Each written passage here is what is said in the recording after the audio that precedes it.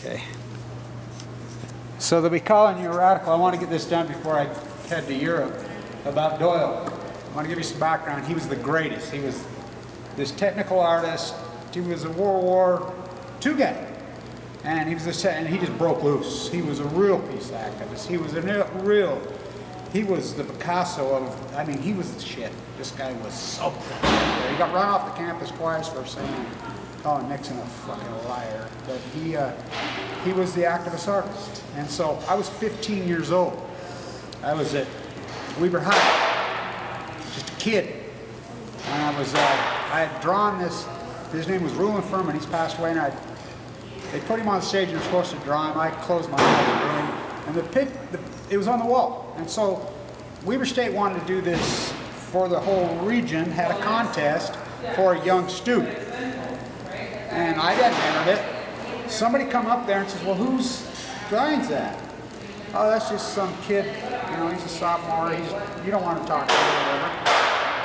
Well, I do. And I heard him and I says, I'm right here. And he says, you got a portfolio? Yeah. I showed him my portfolio and he said, well, I'm going to enter for you. So I won.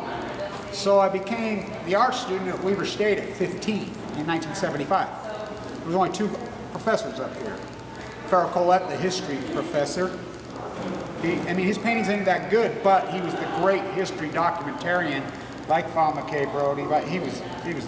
They're stacked up in the basement, don't even get me going. So anyway, they had nude models in those days. The first day I showed up on campus, I'm 15. This is Ogden, Utah.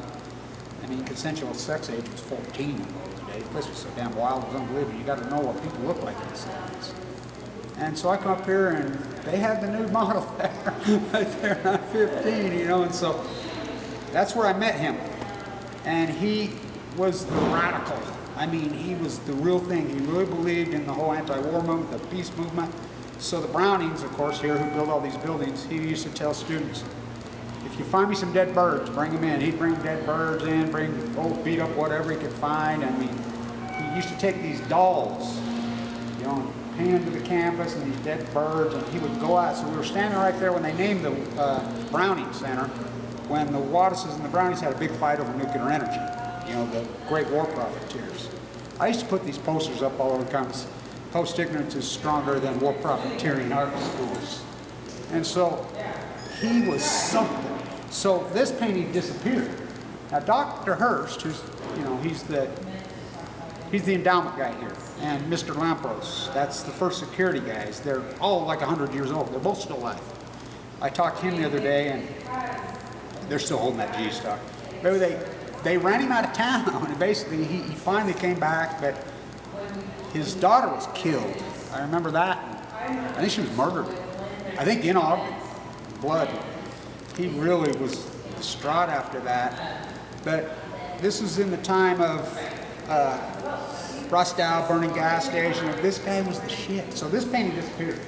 Nobody held no over. It wasn't for nudity. It wasn't anything. It was because you know, the mocking American culture. Warhol, Kevin Blanche, the 33rd soup can. You know, it's not the painting of the soup. Can't decide to paint soup, and then you have to paint the fucking soup. This dude got it. So as you know, I paint with tomato soup. I dump it on my head. I flip it. You know, but this guy was the greatest artist this state's probably ever seen. That's saying a lot. And this painting disappeared, which is pretty irony. It just disappeared. One day it shows back up. It was supposed to be temporary, and I've been politicking on the whole campus for it to stay now that scumbag Jim Jacobs is out of here. Don't get me going on that rat. So Jim Jacobs kicked me out of this art school at one point. He gave me the only F I ever had on the painting. It's got a big F on the back. It was a collage that I sold for $35,000. By the way, thank you. So this guy really, and so I was 15 in the peace movement. At Weber State, the radical, crazy university, the intellectual, the boutique university, the anti-war movement was paramount here. It's a powerhouse. He was the guy. He used to go over in front of the Browning Center when they christened it. He had these paintings that he had dead birds all over. He'd just go at the Browning war profiteers. You know, he knew it.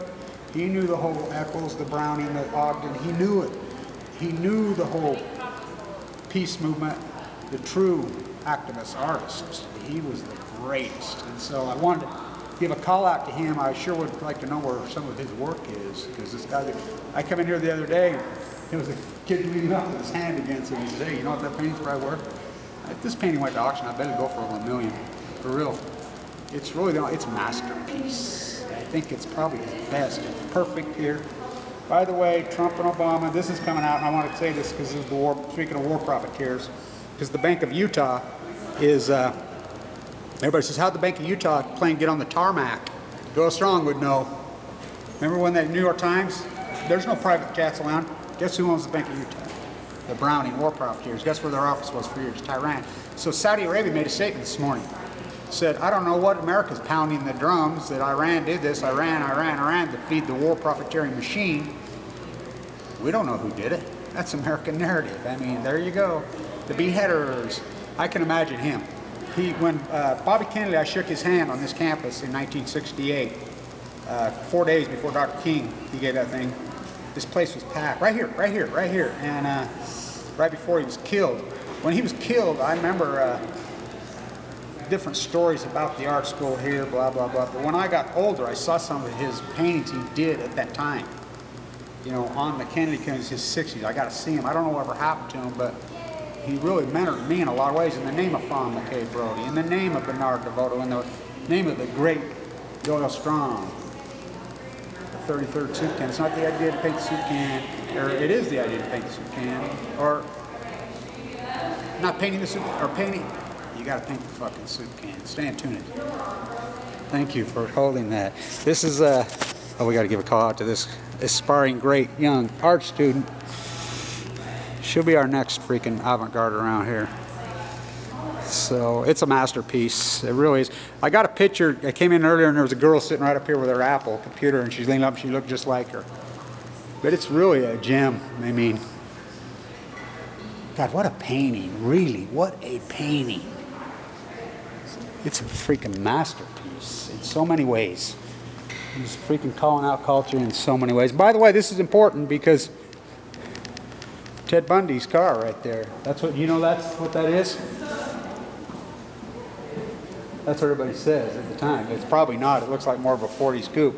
But that's the kind of car Bundy drove on this campus. He drove a Volkswagen and he got pulled over right over here and the seats were pulled out and he got arrested. He was in the jail in Ogden.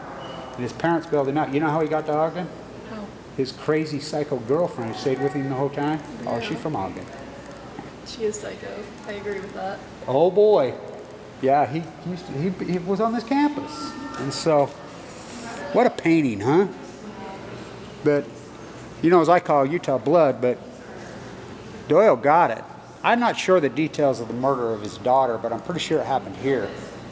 And there was an adjunct professor, Jane Catlin, that was here for a while too. And then, of course, the great author Adamant. I got to show this. I'm taking this to Austria with me. No, I've not shown this to anybody. I'm going to give it to them. That's all the early Fukushima cover-up stuff. Aaron Swartz, no, it's legal, but Aaron Swartz and I were working together in 2010 building up the shirtwaist fire gig. You know, he was arrested right before Fukushima happened. That's why Obama then panicked, because he knew that he'd bust him open on the cover-up of Fukushima. What a painting. There's your Doyle Strong lecture. Stay tuned.